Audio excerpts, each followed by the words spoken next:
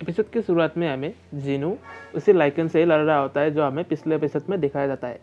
जब वो लाइकन जिनू के ऊपर हमला करते हैं, जिनू दूसरी तरफ कूद जाता है। उसी समय जिनू अपने आप को थोड़ा सा हल्का महसूस करते हैं, पर फिर से वो लाइकन जिनू के ऊपर हमला करता है। तब जिनू एक जोरदार उसके ऊपर पंच मारते हैं और वो सोचता है कि उसका स्ट्रेंथ पहले से इम्प्रूव हो चुका है, पर फिर भी लाइकन उससे ज़्यादा ताकतवर है।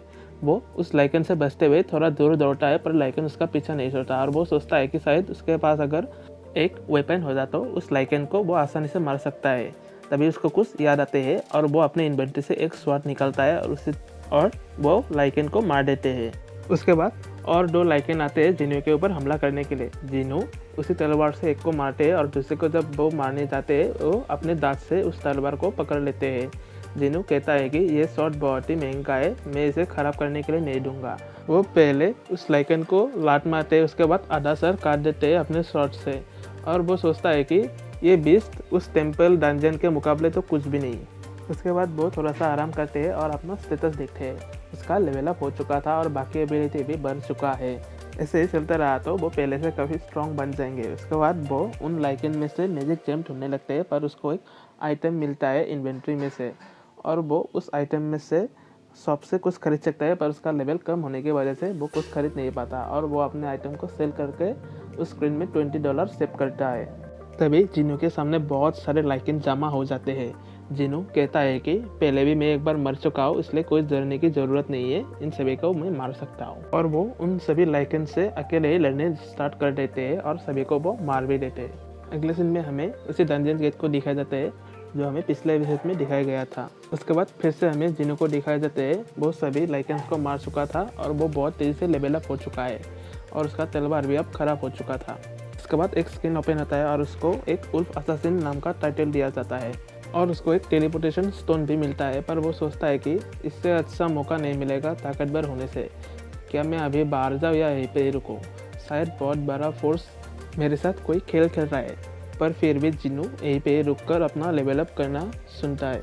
अगले सीन में हमें जुई को दिखाया जाता है। उसको हंटर रेजिस्टेंस से किसी ने फ़ोन किया था और उसको कहा कि डंजन गेट ब्रेक हो चुका है और बहुत सारे बीस्ट बाहर आ चुके हैं उस गेट में से। जुई सोचता है कि शायद उसकी वजह से हुआ है, वो पहले मदद करने के लिए नहीं गया था। और वो आदमी कहता है कि बहुत सारे हंटर वहाँ पे असेंबल हो चुका है, पर हिलर्स की कमी है, इसलिए वो जुई से मदद मांगते हैं। उसके बाद फिर से हमें जिनू को दिखाते। जिनू अकेला ही उन बीस्ट से लड़ता रहता है और अपना लेवल बढ़ाता रहता है।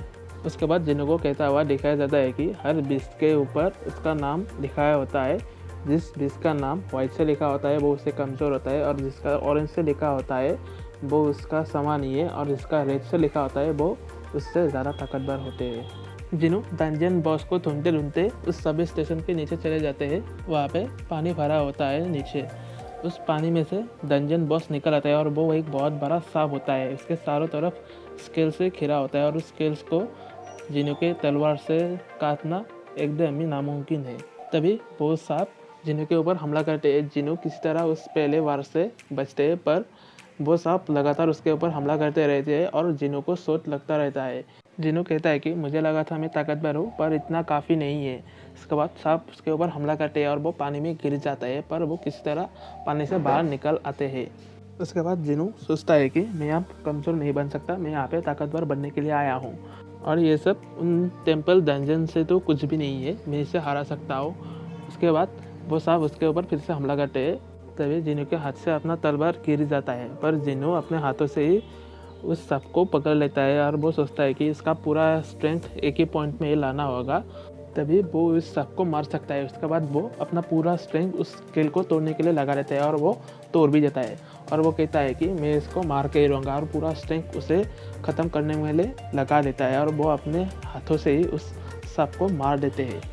तभी उसका स्क्रीन ओपन होता है और उसको एक नया हथियार मिलते हैं। उसके बाद वो डंजन डायमेंशन बाहर से हट जाते हैं और वो सबवे स्टेशन में होता है। मैंने पहले भी कहा था कि ये डंजन बाकी डंजन में से अलग है। उसके बाद जिनू उस सबवे स्टेशन से बाहर निकलते हैं और वो देखता है कि आसपास कोई भी नहीं होता। तभी एक सोल्जर आकर जिनू को डांटते हैं और कहता है कि तुम यहाँ पे क्या कर रहे हो। पर वो जब जिनू के हाथ में एक शॉट देखता है और वो कहता है कि क्या तुम हंटर हो। जिनू कहता है कि हाँ। तब सोल्जर से माफ़ी मांगते हैं उसे बुरा बर्ताव के लिए और वो उसे डंजन जहाँ पे ब्रेक हुआ था वहाँ पे ले जाते हैं।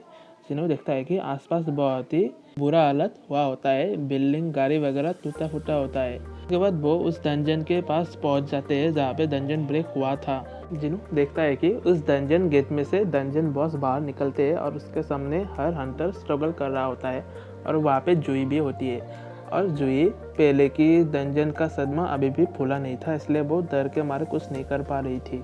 पर जिन्हो अपने टूटे शॉट से एक ही बार में ही उस डंजन बॉस को ख़त्म कर देते हैं और वहाँ से चले जाते हैं बिना कुछ कहे ही।